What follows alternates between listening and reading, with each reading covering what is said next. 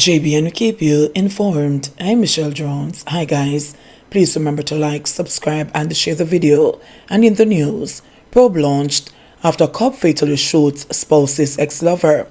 The Duane Park police are probing the fatal shooting of a man at a house occupied by his ex-girlfriend and her common-law spouse, who is a policeman. The deceased has been identified as 29-year-old Stephen Powell, a taxi operator.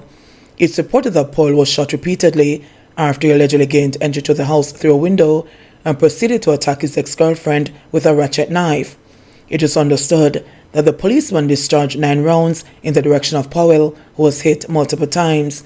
A report was made to the police, and on arrival of the lawmen, Powell was found lying in a pool of blood in a bathroom. The Independent Commission of Investigations has been notified.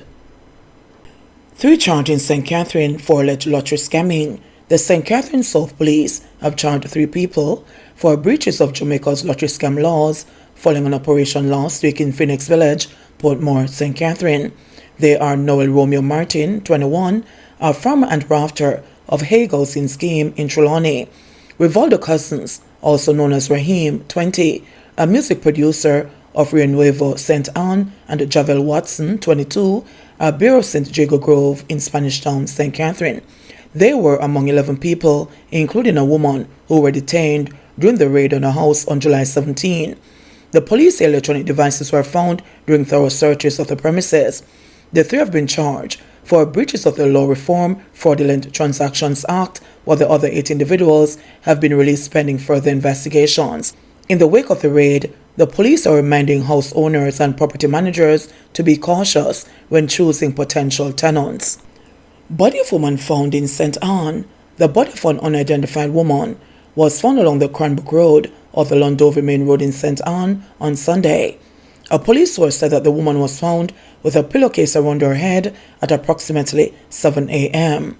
Reports are that a passerby stumbled upon the body and summoned the police. Police are theorizing that the woman was murdered and then brought to the location. Investigations continue.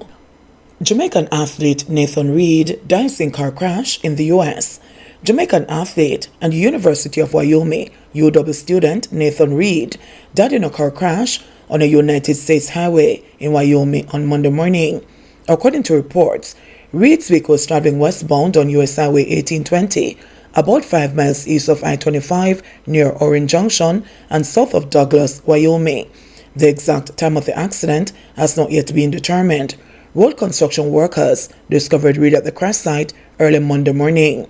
While there are limited details regarding the accident at this time, the incident appeared to be a single-car accident, the university said. He would have been entering his senior season at UW in the fall of 2023. Reed competed in the discus and shot put events for the Cowboys. The former Cornwall College athlete was majoring in mechanical engineering. Anytime you lose someone in the UW family, it hurts. But it is extremely sad when the individual is a UW student, said Tom Berman, Director of Athletics at the university. Nathan had a bright future and was so well respected by his teammates and coaches. Our thoughts and prayers are with his family, teammates, and friends, he added. Reed earned honorable mention All-American honors at the conclusion of the 2021-2022 season when he placed 23rd in the discus at the NCAA Championships. 1 dead following fiery crash in Trelawney. The driver for Honda CR-V was reportedly burned beyond recognition after a fire motor vehicle accident which involved a tractor-trailer on the Hague Main Road in Trelawney on Monday afternoon. It is understood that the vehicle, which was traveling towards Duncan's, burst into flames on impact with the trailer, which was traveling in the opposite direction. The male driver was reportedly trapped in the vehicle, which was consumed by the fire. He is yet to be identified by the police. The accident had resulted in a massive buildup of traffic along the thoroughfare. Man fatally shot by police in Portmore identified. The St. Catherine South Police have identified the man who was shot and killed in an alleged confrontation with cops in Newland, Portmore last Friday. He is Xavier McLean, 35, unemployed, of a Newland address. His identity was ascertained yesterday. The police report that about 10:45 p.m. on July 21, cops were on patrol along Wheatham Lane in Newland when 2 men were observed acting in a suspicious manner. The men reportedly ran and were pursued by the cops. The men reportedly brandished guns and opened fire at the police. The police took evasive action and a shootout ensued. After the shooting subsided, a search of the area was conducted.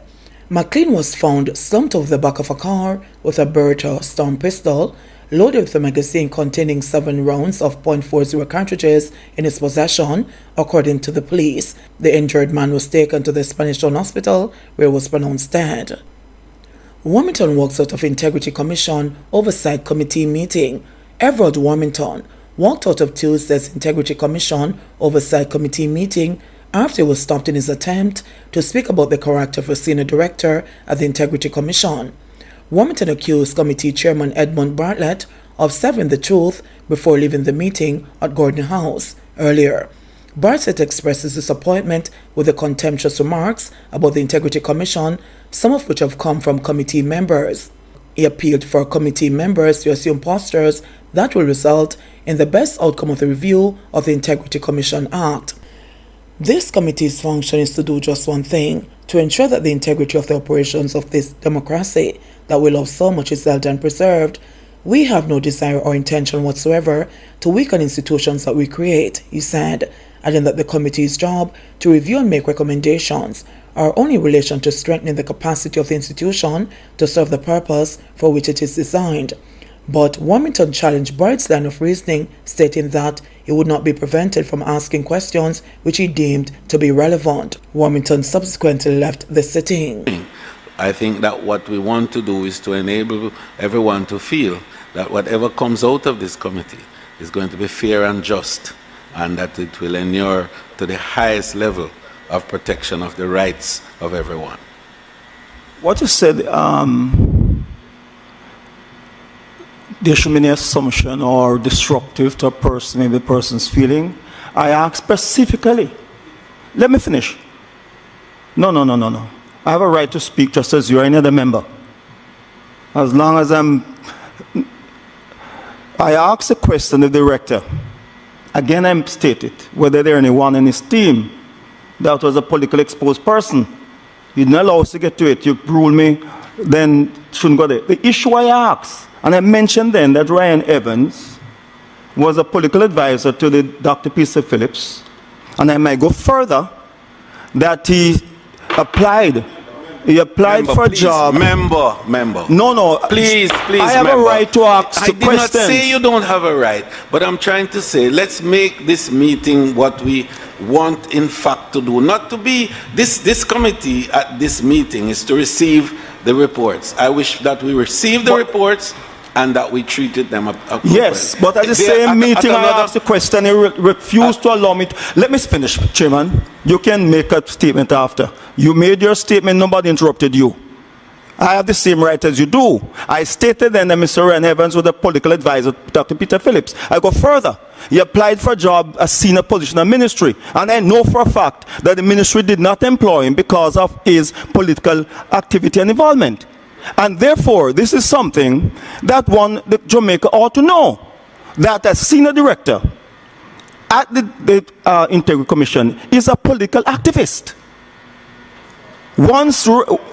Don't tell me not to speak. Member, I refuse to have you describe in any way any member who is not able to attend any sitting in the manner that you're Why didn't you allow him to answer them when they were there? Please, that matter I will deal with at another level. No, if I can't ask my question freely and you want to muzzle me, you can keep your meat by yourself. You want to muzzle me and your rulings are what I call it. You freely with no basis. Very well. You want to keep the truth from Jamaica, and I'm not going to be a part of anything that you're trying to stifle the truth. Jamaica must know what we have dealing with these sensitive areas.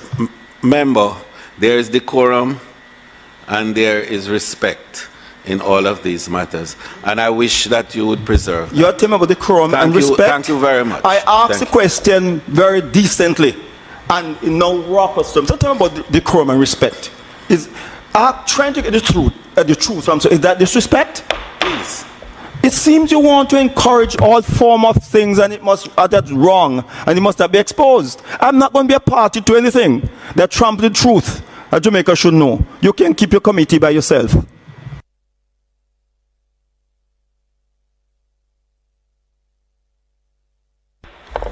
Member Robinson. I just want it to be very clear that if members are disrespectful of the chair and this institution and they wish to take their leave of absence, let it be. But I'm not going to be the chairman who condones any sort of behavior of that type. And I think we have had enough of it. PNP objects the proposed extension of Paula Llewellyn's tenure as DPP.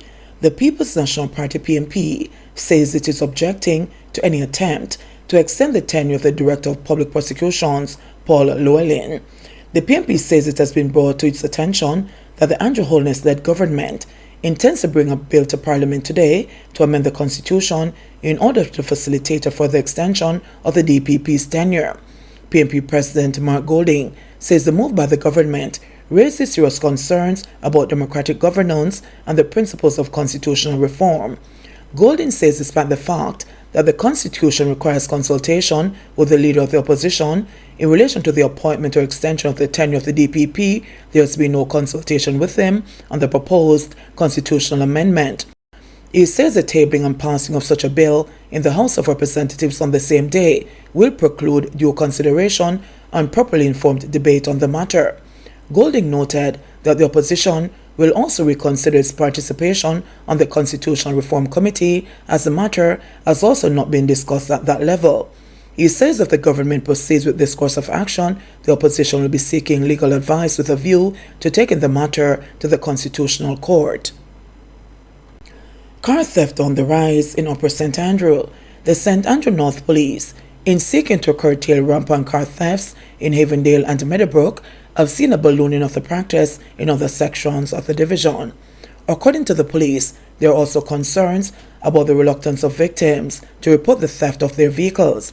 It is understood that car owners living in sections of Golden Spring and Stony Hill in St. Andrew are now being preyed upon by thieves, with as many as 12 reports of vehicles stolen in under a year. Residents, however, believe the true number of thefts is much higher than the reports.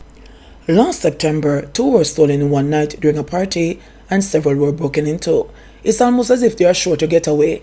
Not only are they stealing vehicles, but several vehicles are damaged after failed attempts. The next thing is that when they come to steal cars, a gun them a come with. That means if them can break your house or your business place, them a go do it, a resident of the St. Andrew community said. Superintendent of Police Jamaica Service, head of the St. Andrew North Police Division, said that while she has not had any recent reports of vehicles being stolen in Stony Hill, car theft is an issue in the division. From reports received, around how often and the time of day the thefts were carried out, it appears the thugs believe the division is a safe haven for larceny of motor vehicles. Most of the incidents occurred before daybreak, between 2 a.m. and 4 a.m. I am not saying no to areas being targeted, but if the victims don't report it, how are we going to know? Most of the vehicles that are stolen, they take them to both St. Catherine and St. Andrew South Division, Service said.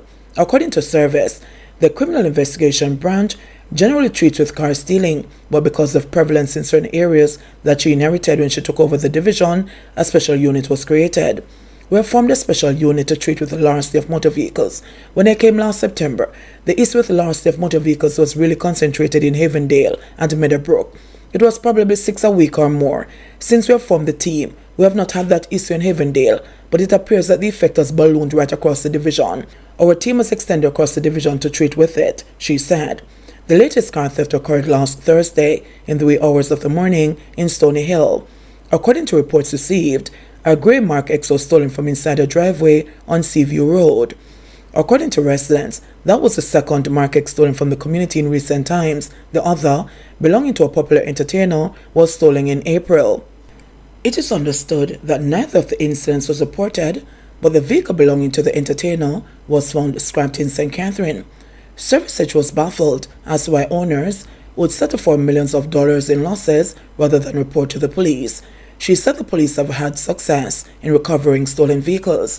I'd really encourage those persons who have their cars stolen. A vehicle is worth, depending on type, let's say up to $800,000 and up in the millions. And why would people feel comfortable losing these and are not reporting it to the police? We have recovered a lot of vehicles. So who says those that are not reported could not have been recovered? Service said. According to the latest police statistics on serious crimes, the St. Andrew North Division is the only of 3 police jurisdictions in the parish with an increase in robberies. As at July 15 this year, the police recorded a 23% increase in robberies. A total of 27 incidents were reported when compared to 22 for the corresponding period in 2022. It should also be noted that robberies are differentiated from break-ins and are generally related to instances of theft from a person or person's property. JBN will keep you informed. Please remember to subscribe, like, share, leave us a comment, and click the notification bell to receive our daily news items.